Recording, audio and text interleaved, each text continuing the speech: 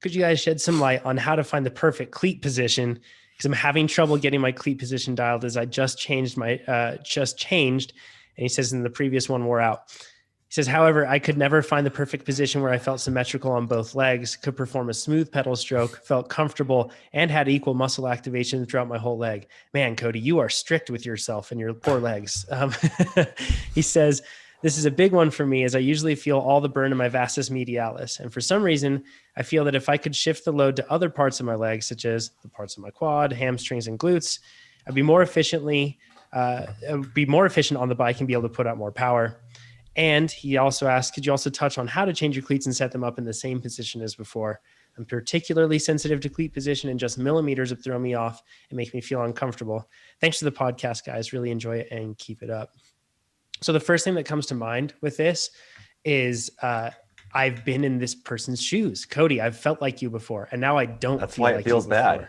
Yeah. That was a good joke, Nate. I like that one. Exactly. Nate's definitely a dad. But with this one, when I felt this way, I was also going through like constant recurring knee injuries, and it was really tough and it was super demotivating.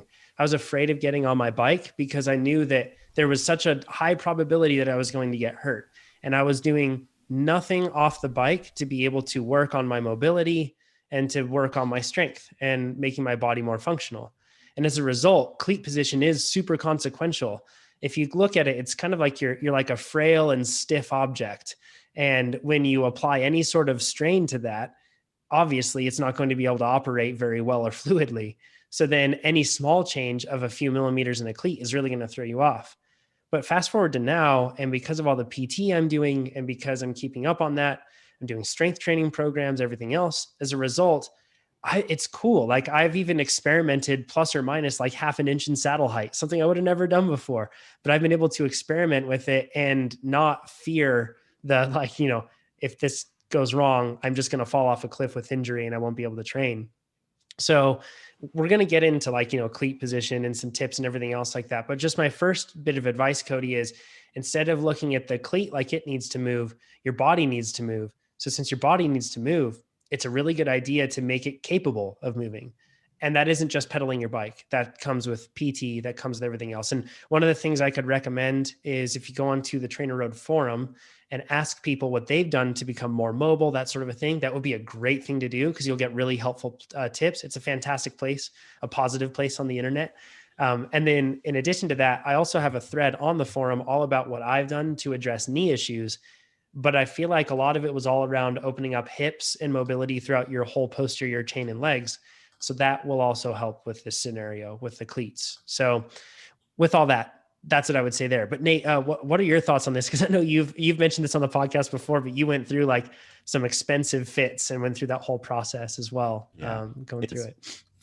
All right, so this is my opinion, but I feel like every time I get new shoes and put new cleats on, it feels weird at first, no matter what. And you can get in that thing where you just keep tweaking to try to find it. But also, this is like when they changed Facebook. When they first changed, everyone's like, this is the worst thing ever. And then it goes like 2 years and they change Facebook again. Everyone's like, the last one was so good. Why do you change it? And what I think people do is it's the change that you feel. And until you give it, you'll get used to it and it will feel really good.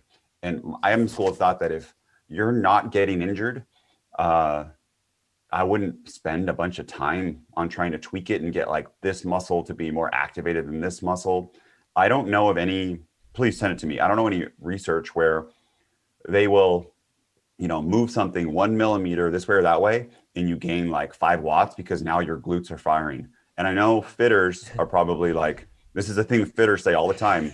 And people will say this to me like on the road, like, your position, blah, blah, blah, this isn't firing if you do this and if you do that. And oftentimes too, I just had this with a coach in Sacramento tell me this. They will say opposite advice of each other. They're like, if your saddle's too low, your glutes won't fire. And then they say, if your saddle's too high, your glutes won't fire. Or like you need you need to do this. So I wouldn't, it can be, I would not stress about this. In general, there's so many other things to stress about inside of cycling, and this isn't the one. And the final thing is, you have like most cleats have some float left and right. So as long as if you're that, like the direction doesn't matter so much. And then especially if you're on speed plane, you can have a lot of float. And then the fore and aft, there's marks on the shoes. Just put them somewhere and go. And I bet you're okay. And I bet if I snuck in and moved your cleat 1 millimeter, you might feel something right afterwards, but you're not going to like have your FTP drop by 10 watts by me doing this, right? It's your, it's your aerobic system that's pushing it. Yeah. Switching cleats too from shoe to shoe can be kind of like a complex thing to keep them all straight. Alex, I know you bounce back and forth between road and mountain bike, and you've done that. Do you do anything to keep your cleat position mounting consistent when you're doing that? Yeah, I run mountain shoes on 95% of my bikes. Pretty much only a road bike that I'm running road cleats. I will try, and since mountain biking is my like primary, I will match my like the BB position and everything from my mountain bike sagged, obviously, to my road bike. So like the offset and everything, and the cleats. What I'll do is where the spindle is, I'll try to match. It's easiest to grab like the fifth metatarsal head and then the big toe bone because they're the easiest to feel through your shoe. And kind of those distances from the spindle is kind of a starting point. And I'm lucky enough to work with Retool out of Boulder, and I've gotten fits from Todd Carver. So I haven't ever had the issue that after a fit, I feel weird. So I kind of like trust him completely. He sets my shoes. So I guess I can talk most to the replicating that piece of it. And if you're doing the same shoe, I just do the silver Sharpie trick where you just outline the cleat and then throw the new one exactly on. Specialized has this, and I'm sure other shoes have this as well, but we laser etch the bottom of our shoes. So like if I'm swapping from an old pair of Recons to a new pair of Recons, I can line up my cleat on those lines the same way. And then that, to Nate's point and to yours, is close enough for me. If there is a millimeter difference here or there, my body will adapt to it. The road is probably the hardest one for me because trying to get the SPD to match the SPD SL cleat tends to be a bit more difficult. But I think you and I talked about this offline. It's kind of that relative to the spindle is where I go for. Yeah, that's the main thing is where's the spindle in relation to the ball of your foot, or, your an anchor point on your foot, so to speak. And one of the things that I do actually is I take my son's Play-Doh and I'll put it down on the ground, and then I'll step my old shoe in that. And then that also, then I can mark in that Play-Doh exactly where the pedal spindle is. And then I say, okay, so now I see where the pedal spindle is in relation to the cleat. I just recently did that on a set of new shoes, and that made it really easy to be able to replicate it. But Amber, you probably had the situation where you were changing shoes and or pedals year to year because of sponsors. Yeah. How'd you deal with this? Just get it as close as I can, honestly. He mentioned never being able to find the perfect position where he feels symmetrical on both legs. And I just want to say, like, I raced for 12 years and I never found that feeling. And I remember early on in my career feeling like there was a difference between my right and left side. I couldn't really put my finger on it, but it was never problematic. And then I had a knee injury later in my career. And of course, like, it was a traumatic injury. Like, I hit my knee really hard. So it wasn't like an overuse injury, but of course I panicked and I wanted to do all of the things so I could heal myself. And in that process discovered that I had about a centimeter leg length discrepancy. So of course then I'm like, oh, this is the problem. And now I need to even out. And so I shimmed the heck out of one side and thought like, oh, I'll finally find symmetry.